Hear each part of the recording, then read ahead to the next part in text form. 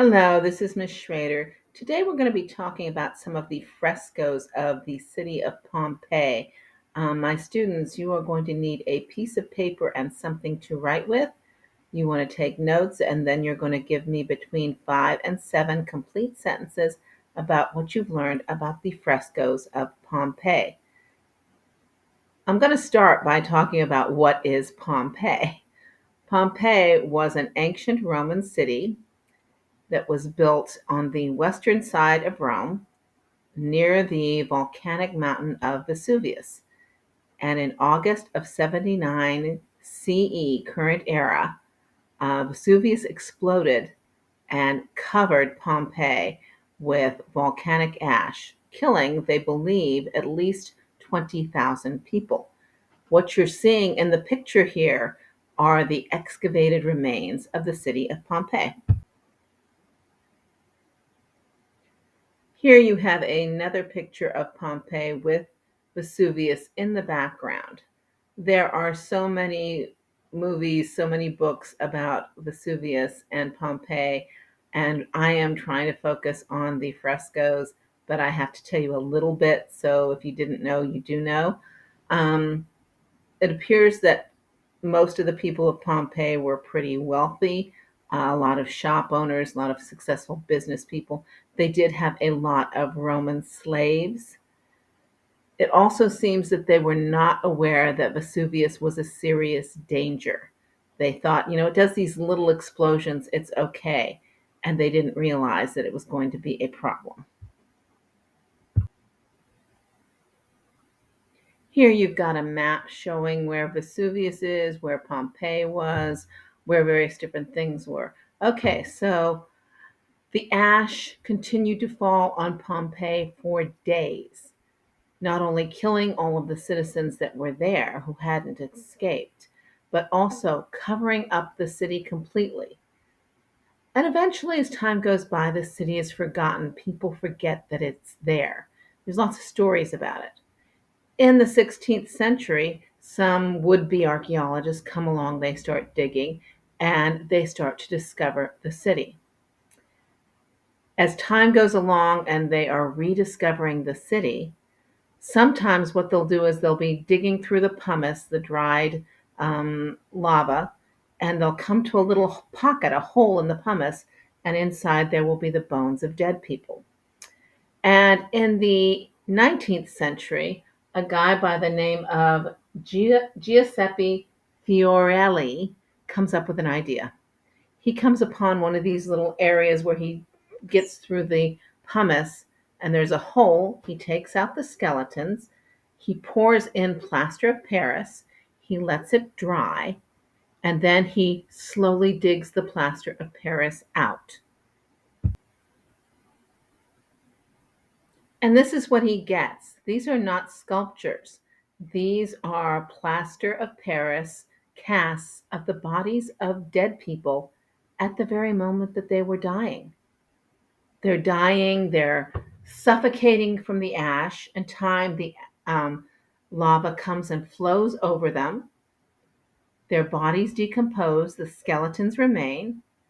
You come in, you poke a hole, you take out the skeletal remains, and you put in plaster of Paris, and you get a cast of the dead body. And some of the bodies are in incredible detail. You can see an awful lot about them. But keep in mind, we are seeing them at the moment that they die. And as a dog lover, this is one of the ones that really moves me. This is a plaster of Paris made of a dog. And you can see the collar, you can see what the mouth was looking like at the exact moment. These are truly tragic, and they have so many of them, and the detail can be really horrifying. But remember, many of the people of Pompeii were very wealthy, and rather than putting paintings on their walls, what they would do is they would have someone could come in, put wet plaster on the wall, and then into the wet plaster you would paint a fresco. So you'd have to be working really fast and you'd have to be good at your job. What you're looking at now is a fresco from somebody's house It is showing two Lares, and these are sons of the god Mercury, and they're pouring out wine for people.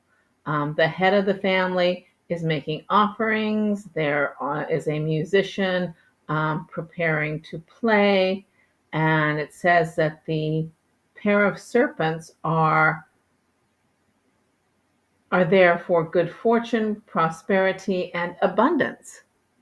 So that's what this is. It probably would have been in this family's dining room. When I first saw this one, I thought, oh, isn't that lovely? It's a lovely garden scene. And then I saw those creepy heads hanging from the top. They can frequently tell you a lot about the family that owned the house. This house is known as the House of the Golden Bracelet. And the garden scene has dozens of local species of plants and birds, a bird bath, some things to hold plaques showing sleeping women, and theater masks. So the creepy heads that are hanging from the top, those are theater masks, presumably to give a festive feeling. This is from the House of the Centenary, and remember, Centenary is the name of the family. I couldn't get an identification as to this person on the left, but you can see there are snakes, and remember, they are symbols of prosperity. But I'm told that in the center is one of the earliest depictions of Mount Vesuvius. So obviously, they were aware of Mount Vesuvius. They just didn't think that there was any reason to be worried about it. Now, this is a picture of a family group. This is from what's referred to as the Villa of Mysteries. And they say they think it is dealing with a ritual of the Dionysus cult, which was focused on women and on the god of wine. Now, this is a fresco showing Terentius Neo and his wife. He is holding a scroll, which would suggest that he is a businessman. She is holding a stylus and a writing tablet, which means she can read and write. And this was very unusual for women. Women often were not taught to read and write. So this couple are showing us a lot. This fresco is from within their house, so it's like a family painting. Um, it's showing that he is a successful businessman. She is a well-educated woman. She probably works with him in his business, or maybe even has her own. And obviously, they're depicting themselves together, so that means they must like each other quite a bit. And this is described as a young woman writing. They're saying that it might be the very famous poet Sappho, who was a Greek poet. So they may be honoring her. Once again, amongst the Romans, it was rare for women to be allowed to learn to read and write. So the fact that in Pompeii they're often showing that is really quite impressive. Today, Pompeii is a huge tourist site. It has so many tourists. They are discussing how can you save Pompeii from the tourists because so many people coming, walking around, it's damaging the site.